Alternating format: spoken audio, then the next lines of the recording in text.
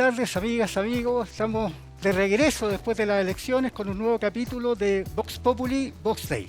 La voz del pueblo, la voz de Dios. Recordar que es importante considerar que, tal como lo decía Confucio, no hay un buen gobierno si no se considera la felicidad de la comunidad y de los gobernados, por supuesto.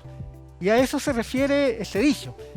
Sin la opinión del pueblo, sin la opinión de los dirigidos, no es posible concebir una buena dirección. Hoy día estamos de vuelta, 23 de diciembre del 21, con este programa y con un nuevo presidente electo, Gabriel Boric, con una constitución o constituyente que está en proceso y que ha sido respaldada por el presidente electo, del cual nacen tremendas expectativas, sobre todo en el tema medioambiental, de establecer una nueva relación con el medio ambiente, una nueva relación a partir de ahí con las actividades productivas. Y precisamente la entrevista que hoy día vamos a llevar adelante tiene que ver con esto. Tiene que ver con esto y cuadra muy bien, entre paréntesis, con las directrices que han salido de la COP26 que recientemente terminó en Glasgow, en donde 197 países se comprometen a eliminar progresivamente las emisiones de carbono. Para esto es importante rediseñar los modelos productivos, pero también es importante rediseñar la metodología de transporte y todo lo relacionado con aquello, con el fin de reducir las emisiones contaminantes y poder enfrentar lo que es el actual proceso de cambio climático y calentamiento global. En esta oportunidad estamos con Sebastián Rojas, gerente de sustentabilidad de Biolantánidos, que ha cambiado nombre a Aclara. Exactamente. Sebastián. Un gusto, Antonio, gracias por la invitación, un placer estar acá. Sebastián, vamos al hueso. Yo soy dirigente social aparte y estoy participando en la mesa de trabajo, así que estoy muy al tanto de cómo se han estado dando las cosas. Sin embargo, como esta es una entrevista, voy a hacer cuenta que no sé nada, ¿ya? Y a partir de ahí no te sorprenda, en definitiva, que volvamos a hablar de cosas que ya son sabidas, ¿ya? Estamos hablando de Biolantanio, de un proceso minero, de una industria de instalación minera, una faena extractivista, ¿ya? Precisamente de lantánidos, fundamentalmente de lantánidos, lo conocido popularmente como tierras raras. Ahora, dentro de los lantánidos están incorporados algunos actínidos, que son los que causan mayor preocupación, ¿ya? Dentro de eso tenemos el torio y tenemos el uranio. Y aquí lo más importante. Aquí hay una gran oposición por parte de varios grupos organizados de la comunidad respecto de esa faena minera en proyecto y que dice relación con el modelo de extracción de estos elementos. ¿Qué me puedes decir al respecto? ¿Qué hace que Biolantánidos o Aclara sea distinto, por ejemplo, a lo que puede significar el modelo de extracción que hoy día impera en Baotou, en China, o en Mountain Pass, en Estados Unidos? Buena pregunta, Antonio. Es una respuesta que hemos dado en numerosas oportunidades. Este proyecto es distinto desde su filosofía porque trata de obtener este material esencial que cumple un rol esencial hoy día en estos desafíos que tú comentabas, que es descarbonizar y con eso hacerle frente al cambio climático, ¿ya? Porque el lantánido o las tierras raras, como tú bien dices, son un insumo que es utilizado en tecnologías que hoy día son primordiales para llegar a ese desafío. Este es una faena que más que minería parece una cantera. No tiene nada de distinto a un proyecto inmobiliario cuando tú ves haciendo la excavación del estacionamiento y los cimientos para edificar, o bien un relleno sanitario, como tú ves que pueden excavarse ciertas terrazas para después rellenarlas con basura y después compactarlas, o bien una propia cantera donde se hace un movimiento de material superficial, se saca roca, se saca arena, pueden haber insumos para hormigón, etc. ¿Por qué lo hace distinto? Porque nosotros tenemos un país minero, justamente, de distintos productos. Este producto es una matriz nueva que se piensa que puede agregar mucho valor al insertarlo al mercado, a la matriz de exportación chilena, ¿ya? No existe en el mundo un proceso así. Y es interesantísimo el modelo que propone el proyecto en función de que no hay tronadura, no hay manejo de explosivos, no hay emisiones de particulados importantes producto de estos procesos, no hay procesos de conminución. ¿A qué me refiero con conminución? Que tú sacas grandes bolones y tienes que minimizarlos con estos procesos que son, como decía, de bastante impacto, ¿ya? Y con ello, a su vez, no tienes emisiones de ruido, ni tampoco emisiones tipo vibraciones, ¿ya?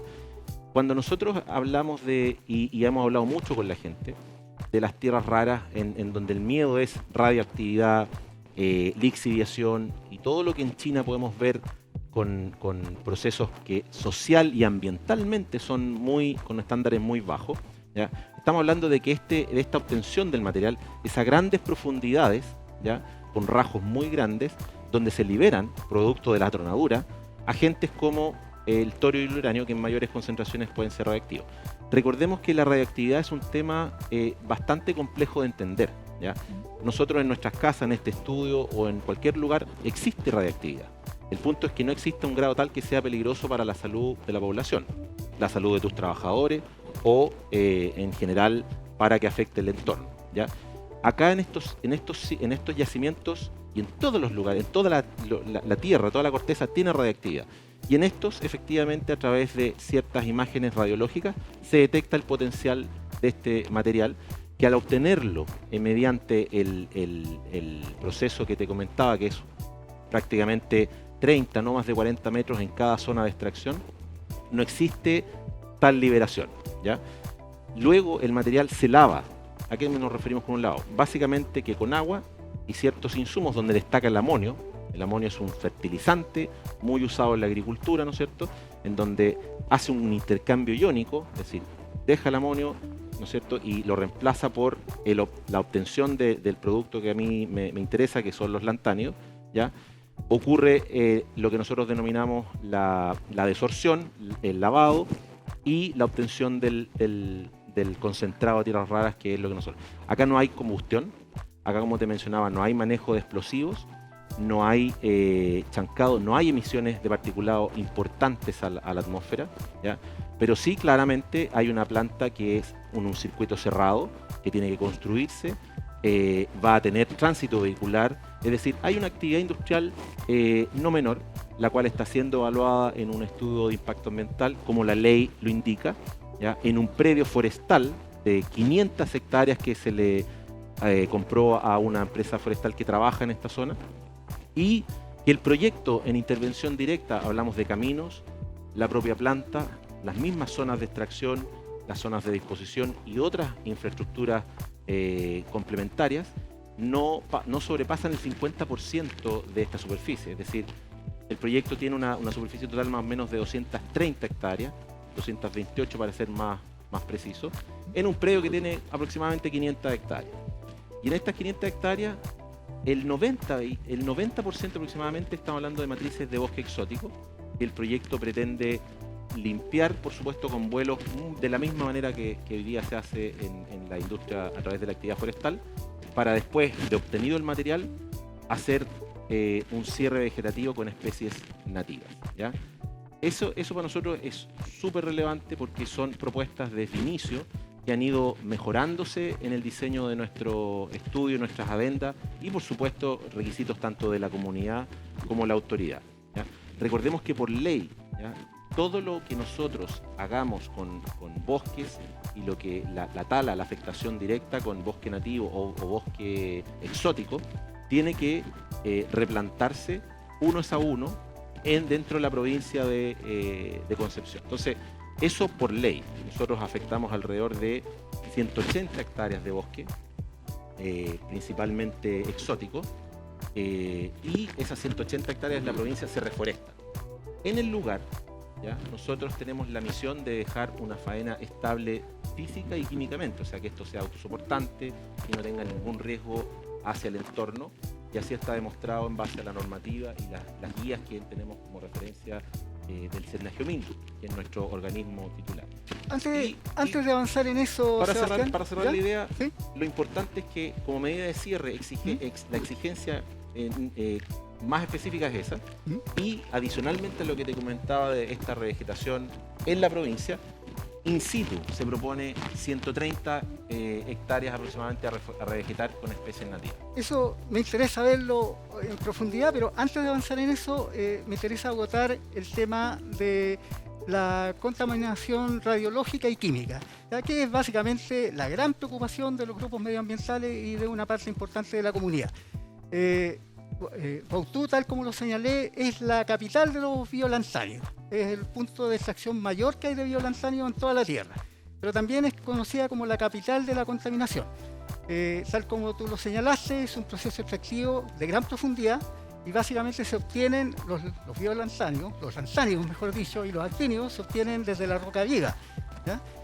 La cordillera de la costa, básicamente donde ustedes pretenden instalarse, es una cordillera muy antigua, en donde básicamente el proceso de erosión y meteorización de la roca ha transformado la roca misma en arcillas, ¿ya?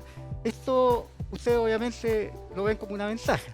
Ahora bien, del proceso que ustedes proponen, un proceso en el que participaron varias universidades, tengo entendido, la San Sebastián, la Universidad de Chile, Toronto de Canadá, creo que ahí también hubo una intervención de la Corfo, ha desarrollado un proceso de lavado de esta arcilla, que no implicaría entonces, tal como tú lo señalaste, ni un proceso de chancado, ni de incineración, ni de explosión, por supuesto. Correcto. ¿Me puedes profundizar algo en esto?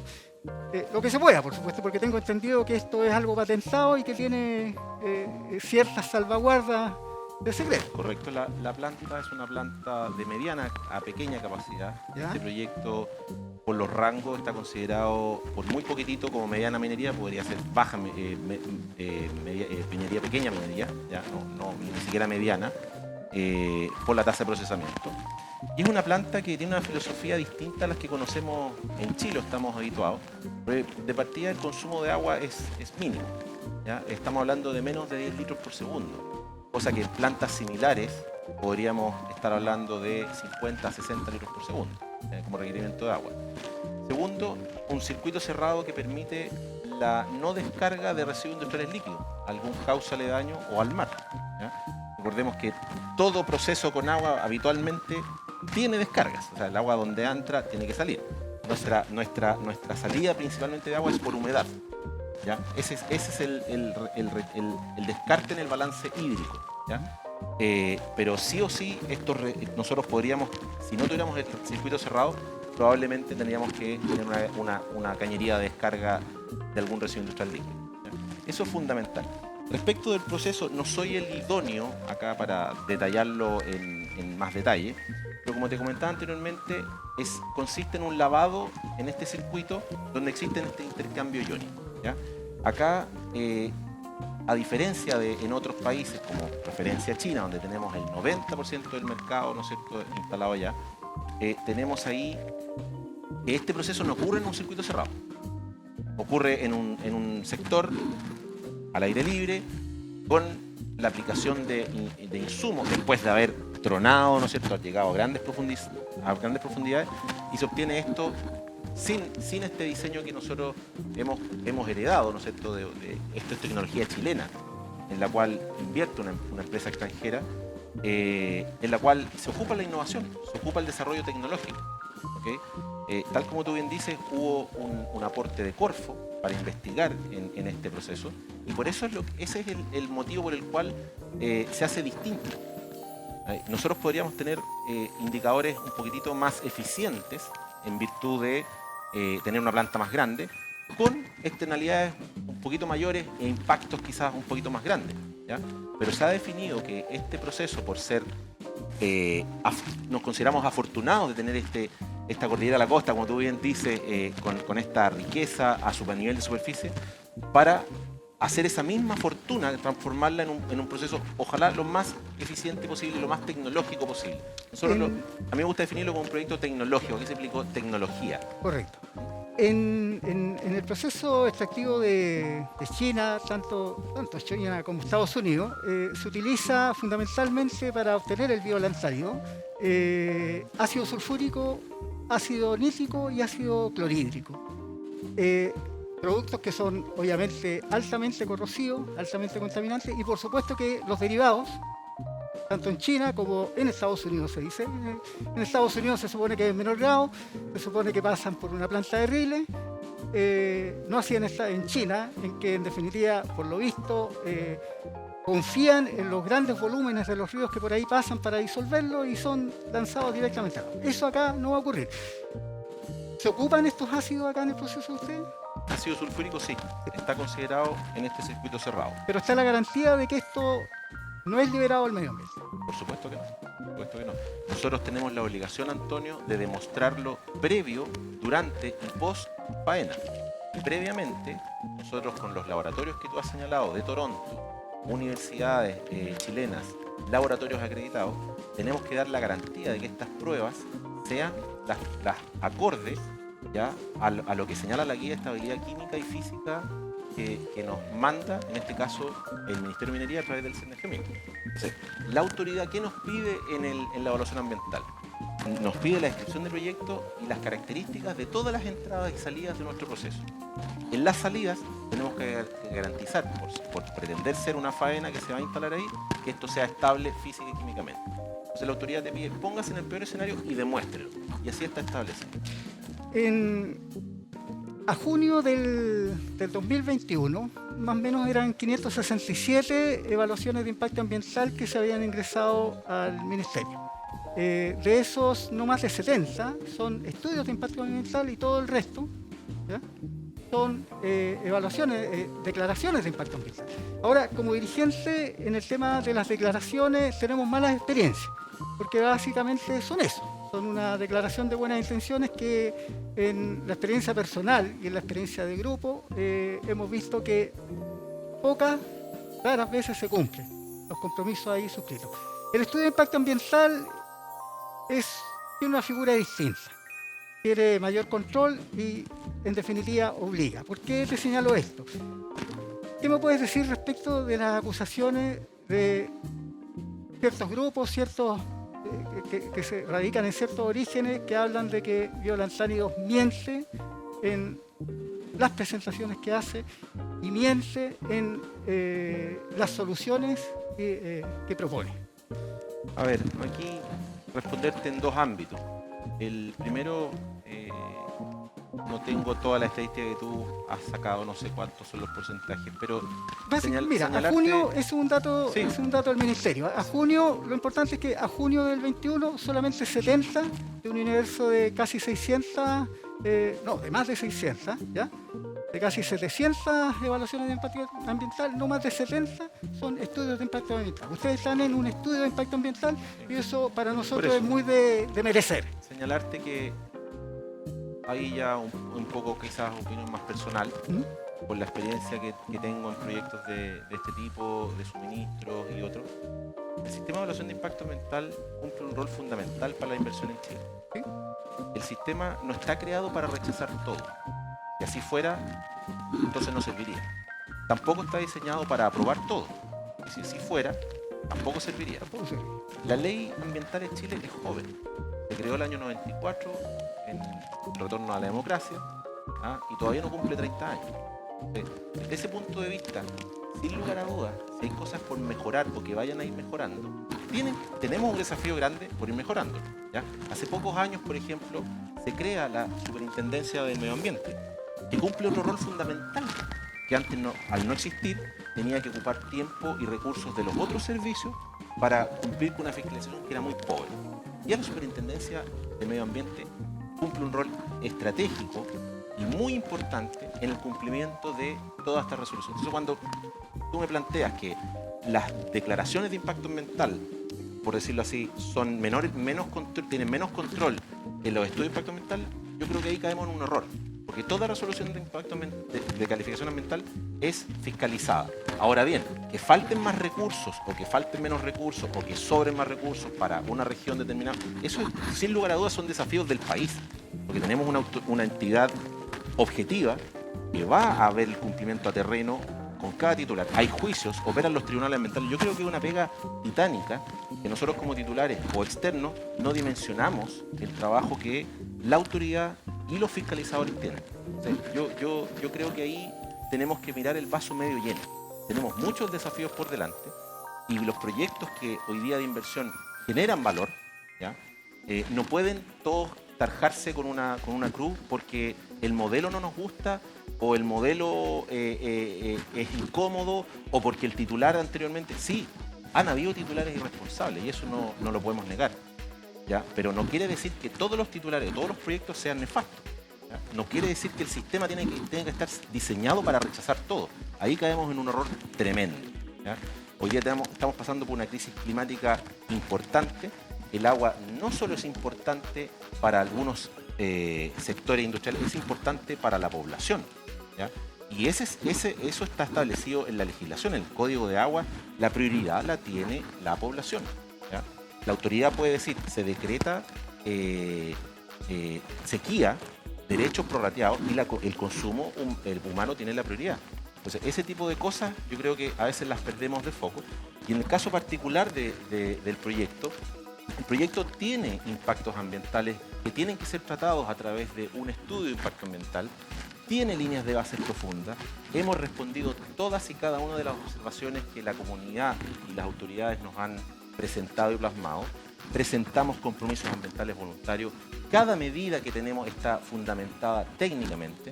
Aquí hay trabajo, Antonio, de personas que, al igual que tú o yo, tuvieron que trabajar en pandemia con sus familias en casa, ¿ya? Con mucha experiencia, tuvieron que sacrificar horas de días feriados, horas de descanso. Entonces, a mí me duele mucho cuando la gente de afuera livianamente apunta con el dedo a decir que todo esto es mentira. ¿Por qué es mentira? ¿Por qué es mentira? Todos los estudios técnicos que tenemos son hechos por los profesionales de primera línea que hemos seleccionado nosotros.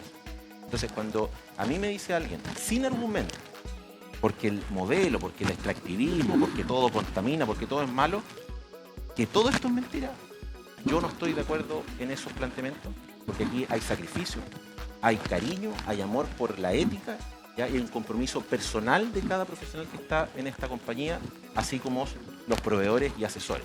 Eso es lo que te podría resumir ante esas declaraciones de que esto es falso. Correcto. Bueno, tal como tú lo señalaste, la ley medioambiental chilena es de joven data. Y por supuesto que se han cometido errores. Uno de los errores, conocido recientemente, dice relación con una termoeléctrica en Coronel Lota, que en definitiva en el estudio de impacto ambiental señala una cosa y lo que hace en la realidad es otra. Y hoy día, por supuesto, que el tema parece caer en tierra de nadie, pese a que hay una superintendencia de medio ambiente y pese a que hay un tribunal medioambiental situado en Valdivia, que básicamente es el que atiende esta zona, en que han señalado de que esto pareciese no tener mayor problema. Y esto, por supuesto, que genera suspicacia. Ahora, lo interesante es que, desde mi punto de vista, y con la experiencia y con todos estos errores cometidos, al día de hoy un estudio de impacto ambiental obliga, ¿ya? Y me interesa de que en la segunda parte, porque vamos a ir a una pequeña pausa, empecemos a conversar de los compromisos, ¿ya? Que en definitiva apuntan a que el por qué este proyecto puede significar un beneficio para la zona y lo que es fundamental y más importante, que en definitiva lo que quede sea mejor que lo que encuentre, ¿ya? Vamos a una pausa y volvemos.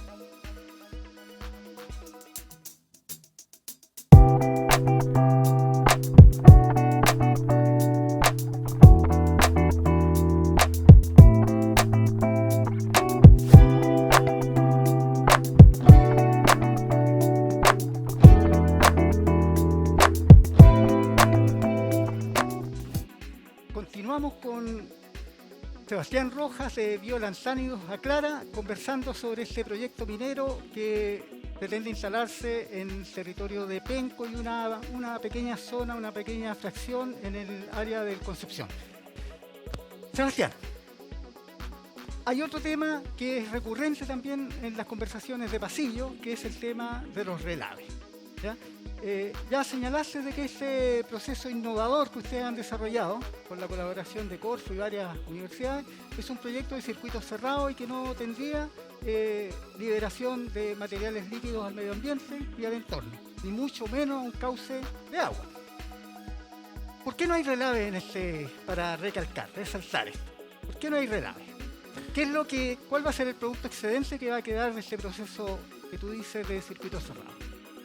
A ver, los relaves en Chile, Antonio, son una mezcla entre varios procesos y el material pasado por procesos de molienda, digamos la roca que sacamos, tronadura, chancado, molienda, y la conminución que habitualmente hay.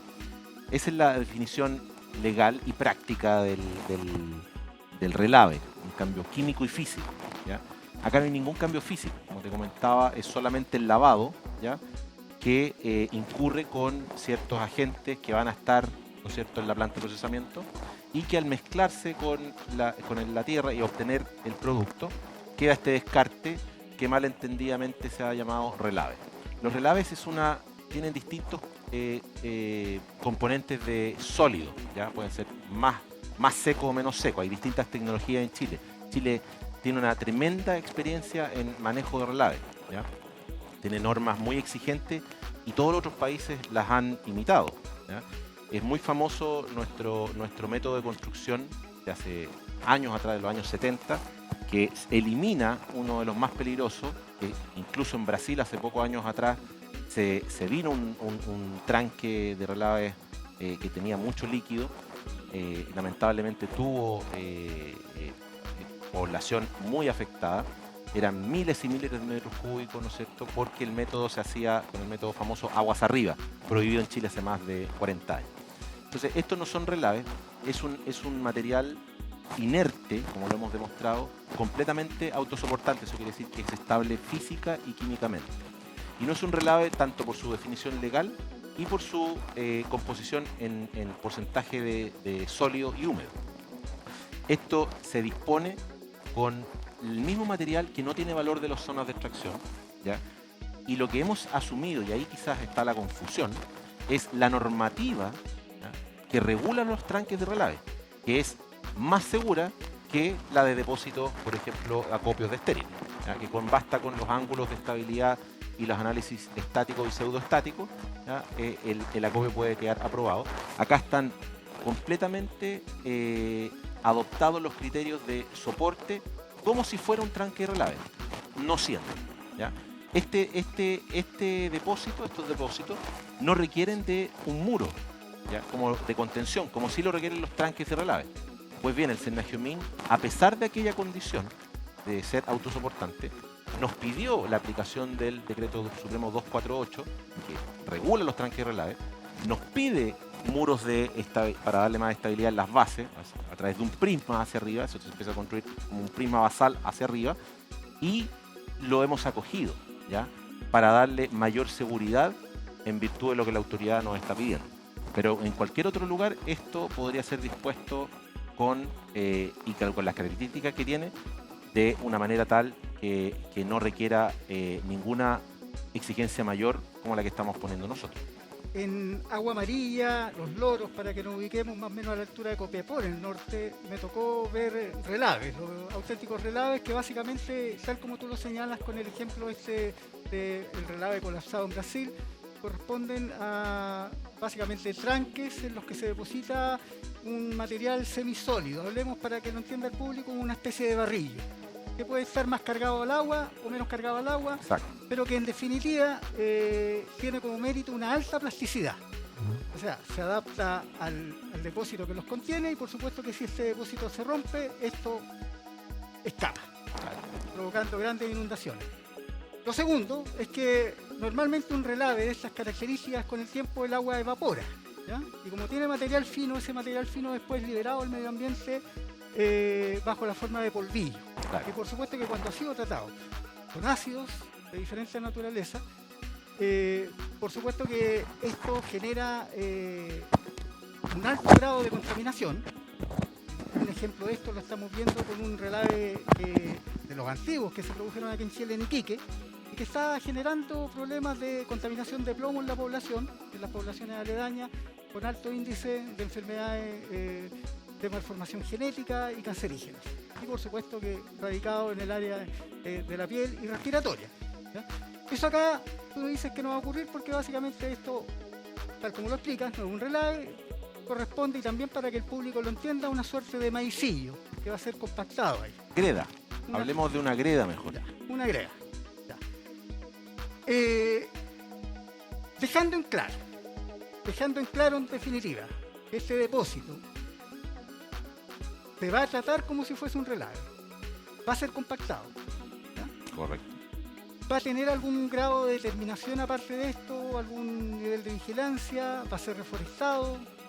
¿Qué va a ocurrir con él? Las zonas de disposición, ¿Ya? como te comenté, el monitoreo principal que va a tener es la estabilidad física, porque toda la estabilidad física se monitorea durante la fase de operación. Tú vas disponiendo, vas aplanando y vas tomando indicadores, ¿ya? Para ello se hacen calicatas sobre el mismo sector de depósito, y por supuesto el muro que hemos acogido construir, ¿no es cierto?, con el mismo material de la mina que no tiene valor, que es estéril, ¿ya? También va a tener ciertos chequeos en virtud de qué material es. Yo no puedo disponer cualquier material como muro autosoportante. Eso es lo primero. Segundo, vamos a tener monitoreos de calidad del agua para contrastar todo lo que hemos visto y corroborar que es completamente inerte, ¿ya? Y que es estable químicamente.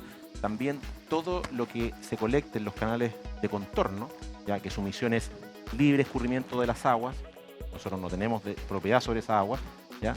El agua que se contacte va a tener que estar monitoreada según las normas correspondientes, según lo presentamos en el estudio de impacto ambiental y sus adendos. Esas son las medidas que van a estar completamente monitoreadas en forma permanente. Al momento del cierre, ¿ya?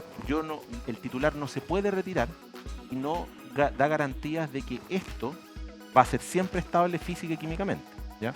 Y una de las apuestas, por supuesto, y la propuesta que se hace, es que como todo se revegeta, estas zonas también van a incurrir en ser zonas de revegetación de estas especies nativas, ¿ya? Al tener amonio, como dijimos que el lavado principalmente ocupa amonio, nos va a ayudar muchísimo con el crecimiento de estas plantas, porque el amonio justamente se ocupa para hacer, plantaciones. Tenemos experimentos que hoy día podrían darnos alguna idea de plantar alguna hierba, ¿no es cierto? Estamos viendo tecnología con eso. Incluso estamos viendo con los residuos que podrían tener hasta propiedades en la generación de la industria del ladrillo, ¿ya? Hay una propiedad que no me acuerdo muy bien, que tiene un nombre, puzolánica, ¿ya? Y podríamos encontrarle diversos usos al material. Entonces, eso sin lugar a duda, más allá de quedarnos con la idea que es un acopio que va a estar ahí per se, también está el desafío de que la planta, si tiene optimizaciones, el residuo también podamos encontrarle otros usos. Vamos a tener harto trabajo, y ya lo estamos desarrollando con los equipos técnicos de ingeniería, y vamos a tener esa comunicación previa para comentar que esto efectivamente puede tener otro uso, poder darle ese pie, ¿no es cierto?, tan importante. Dentro de lo presentado en las reuniones de participación ciudadana, acá siempre se ha dicho, ya está perfectamente claro, que van a haber 7 zonas de extracción que se van a tratar sucesivamente, no simultáneamente. Estas 7 zonas de explotación, más las 2 zonas de disposición que ustedes nos han presentado, todas ellas van a ser, para que le quede claro a la comunidad, van a ser reforestadas con bosque nativo. Exacto. Todas. Exacto. Aparte está el tema de aquellas especies que son monumento natural. Estamos hablando fundamentalmente del queule. A ellos se le asocian también el naranjillo, el pitao, ¿ya? Y por supuesto que hay en menor grado algunas otras especies que son acompañantes. Exacto. ¿Qué me puede referir respecto de los cuidados que va a tener el proceso de ser aprobado esta minera respecto de estos elementos, respecto de estas especies? Bueno, la presencia del queule para nosotros es primordial. Es en nuestra tarea inicial en cuanto a su investigación, en conocer esta especie que es un monumento natural, como tú mencionas, casi como tener un dinosaurio acá, ¿ya?, por la data de origen que tiene, y que no solamente se desarrolla acá, sino que se desarrolla un poco más, se da un poco más al norte y al sur de este sector de Penco, ¿ya? Nosotros hemos identificado que dentro del predio del lote que nosotros tenemos como propiedad superficial, más allá de lo que existe dentro de este predio que es más grande, este sector tiene un bosque bastante fragmentado, ¿ya?, y deteriorado, ¿ya? Tú lo que ves dentro de esta unidad de bosque exótico son parches de bosque nativo y nativo de preservación. El desafío de la compañía es que al cierre, justamente para tener un aporte en el valor del ecosistema y la biodiversidad, nosotros tenemos un aporte tremendo en la ganancia en hectáreas de biodiversidad al momento del cierre, producto de las revegetaciones que vamos a cumplir, tanto legales como las que son voluntarias, que no son obligatorias, pero al momento de aprobarse la resolución de calificación ambiental pasan a ser completamente obligatorias. Entonces, ese valor que queremos darle es a través de la investigación y es a través del enriquecimiento de estas zonas que muchas hoy día son zonas denudadas o son parte de zonas que ya fueron vuelos de sectores forestales. Dejarlos con especies nativas, duplicar la cantidad de queule que hemos encontrado en nuestras líneas de base, sin lugar a duda va a enriquecer este sector, donde también hemos comprometido que de estas 50 hectáreas, 65 aproximadamente las vamos a dejar con un derecho real de conservación, donde nadie las va a poder intervenir a futuro. Entonces, esto, aparte de generar una condición, digamos, única, ¿ya?, que vemos en un proyecto de esta categoría, donde hemos achicado nuestras zonas de extracción en virtud del manejo que van a tener estas unidades que son tan sensibles, a través de un cinturón, ¿ya?, alrededor de todas estas unidades de 40 metros, ¿ya?, de distancia con cualquier obra, camino, zona de extracción, etc. Nosotros pretendemos que esto sea un hábitat también definitivo para la fauna presente, ¿ya? Entonces, la fauna presente también hemos tenido observaciones, estamos trabajando fuertemente en acoger muchas recomendaciones del Servicio Agrícola y Ganadero, y entre los cuales hoy día tenemos como en primera línea el estudiar un centro de reproducción, ¿ya?, de especies en ciertas categorías de conservación, como el pudú principalmente. Básicamente, entonces, de lo encontrado en el lugar, estamos hablando de que existe manchones, o sea, una presencia fragmentada de bosque nativo rodeado de bosque exótico, fundamentalmente eucalipto y pino. Sí. De la experiencia que nosotros tenemos, es lo que hemos visto de aquí al sur fundamentalmente, en actividades personales y como dirigente con otros grupos, hemos recorrido la zona de Arauco, Valdivia, Chiloé, la carretera austral, y en todos los casos que hemos visto estos bosques fragmentados, rodeados de eucalipto y de pino, pero fundamentalmente eucalipto, que es muy invasivo, normalmente terminan desapareciendo porque el eucalipto semilla bastante y empieza a colonizar estos lugares. Para concluir, retirada la mina, terminada la faena, este bosque fragmentado de especies protegidas, de bosque nativo, va a quedar en definitiva reunificado, ¿ya?, rodeado de bosque nativo, Claro. como una garantía de su preservación. Claro, Y la de idea desarrollo de nuestra, la biodiversidad. justamente el objetivo nuestro es ganar superficie en biodiversidad. Para eso ustedes pueden revisar la adenda complementaria recientemente ingresada, donde se explica muy bien la guía de compensación de la biodiversidad, que es una guía obligatoria del Servicio de Evaluación Ambiental, aplicada a lo que nosotros vamos a hacer, justamente ganancia en superficie, ganancia en individuos, ¿ya? Y justamente la idea es que esto genere un valor positivo. Para retirarnos, nosotros podríamos, como te decía anteriormente, garantizar que esto es estable física y químicamente, dejar el área completamente denudada, completamente física, estable física y químicamente, pero nuestro aporte acá, en virtud de lo que hemos visto, es que sea revegetada con especies nativas, no con cualquier especie.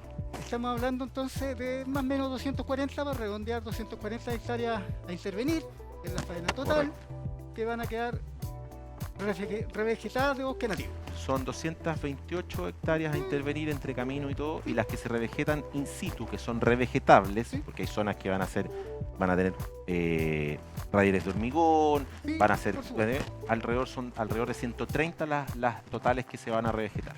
Perfecto. Acaba de aparecer un estudio,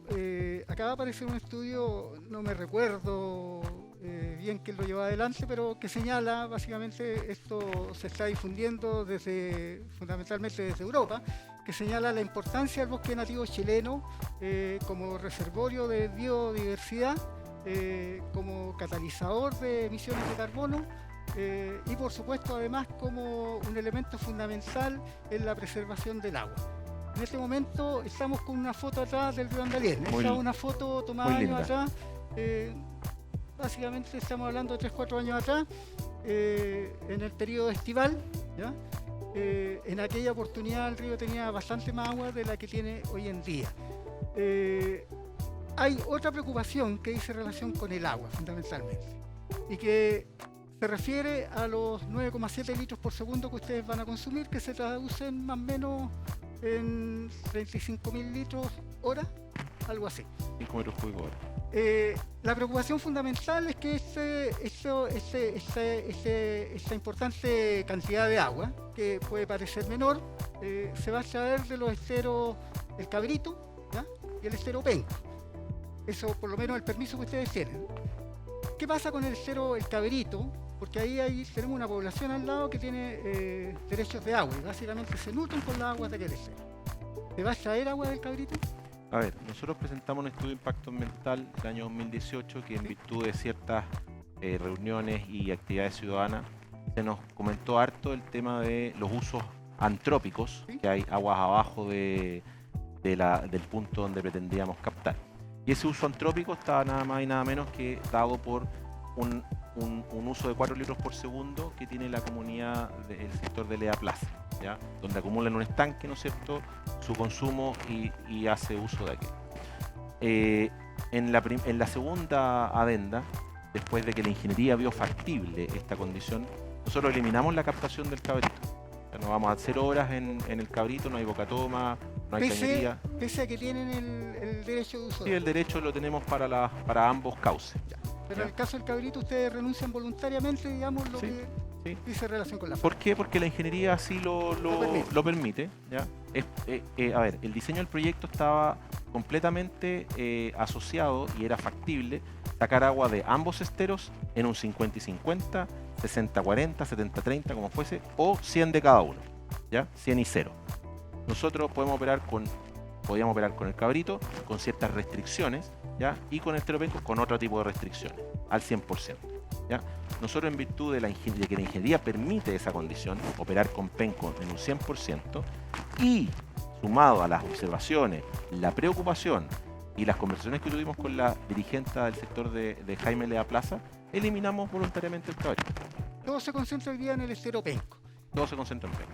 En el estero Penco, ustedes han detectado ciertas especies mayores, ¿no? Estamos hablando de ictiofauna, ¿no?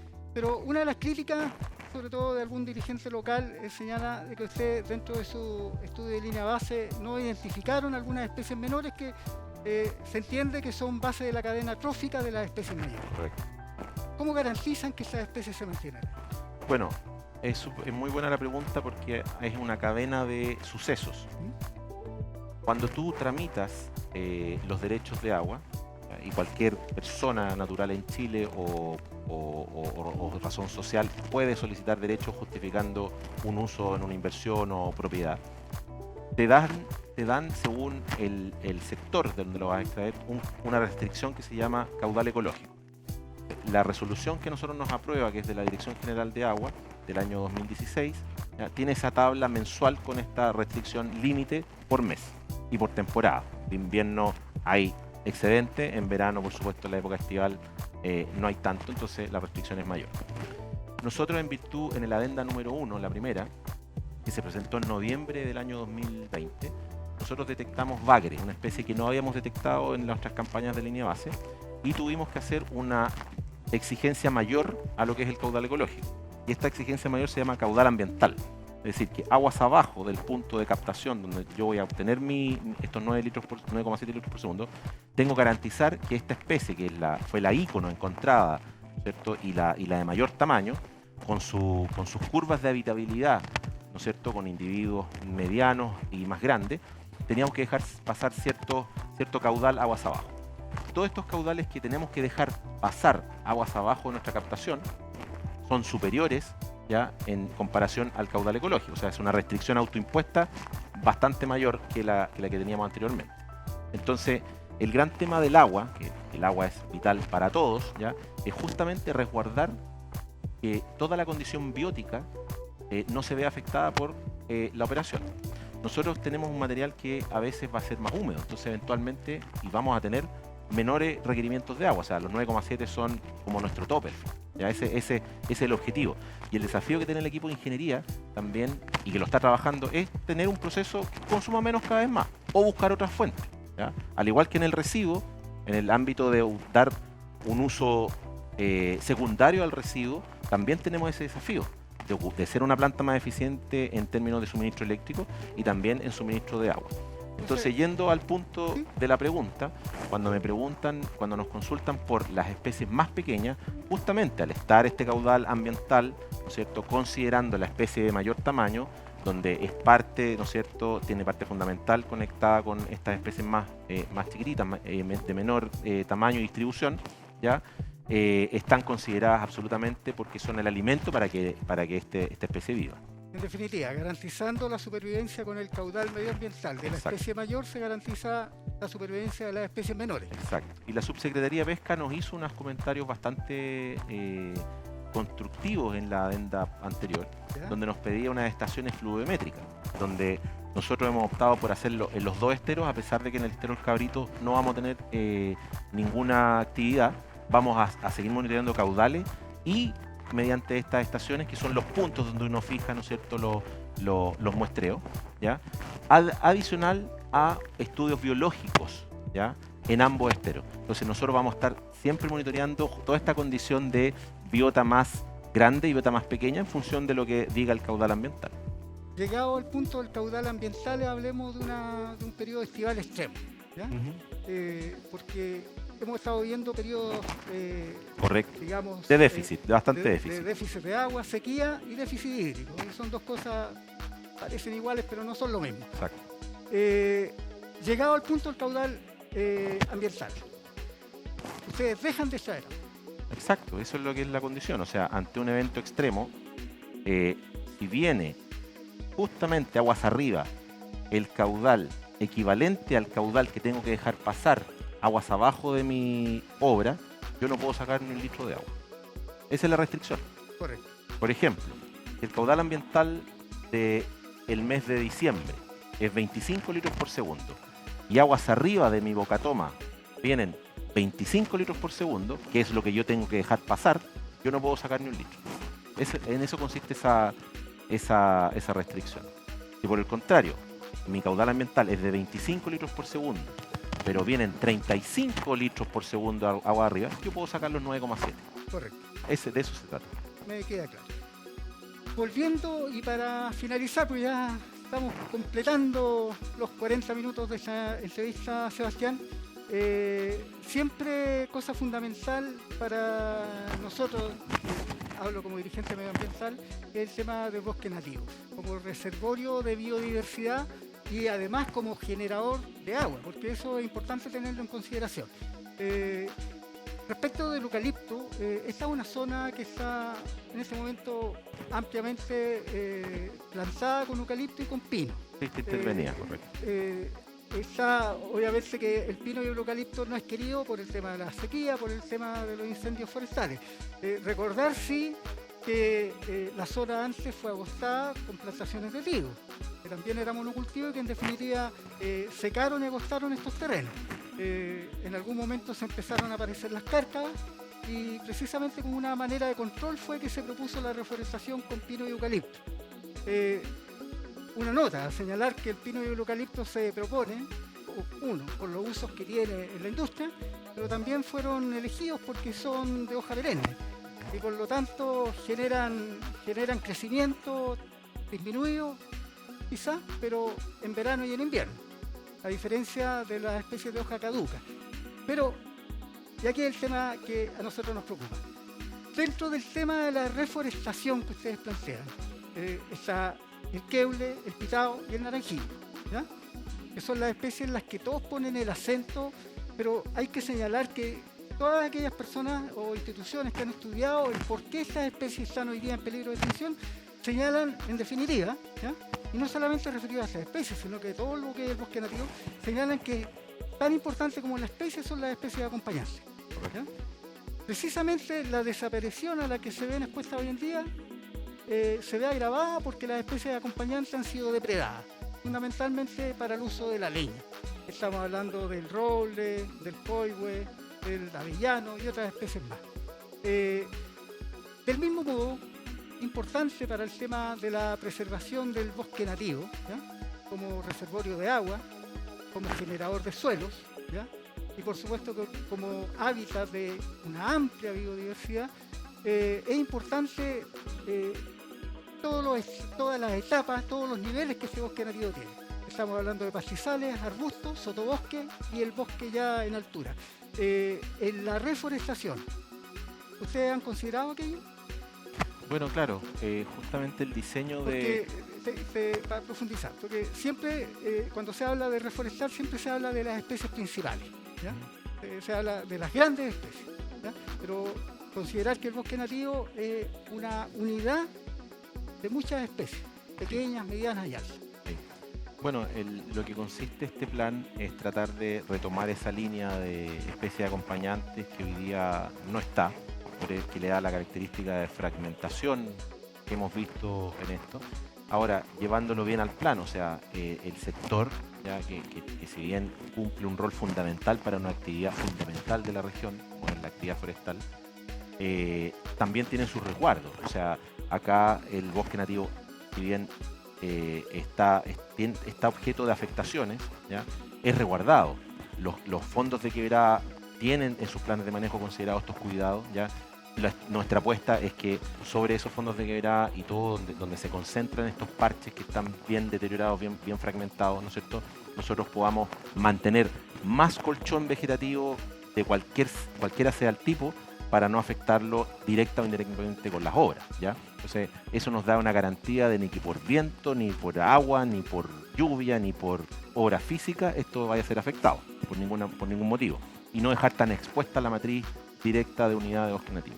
Entonces, en la línea de la revegetación, justamente, nosotros marcamos, ¿no es cierto?, una tendencia asociada a las especies más importantes que hemos visto como acompañantes. Porque más allá de las especies puntuales, una unidad de bosque nativo puede estar representada por un individuo y muchas hectáreas de otras acompañantes mayores o menores, como tú señalabas. Entonces, las principales que hemos visto son el coihue, el raulí, el roble, además de otras que son ya más arbóreas y otras más arbustivas, ¿ya? Pero el foco va a estar en revegetar en densidades y unidades que sean tendientes a la propagación y el enriquecimiento, acompañando a estas que son íconos con los ensayos que ya hemos empezado a desarrollar en viveros o en otras instancias, ¿ya? Tú hablaste de que una parte de esta reforestación lo van a afectar o lo van a dejar en condición de derecho real de conservación. Sí, eso es lo que estamos proponiendo.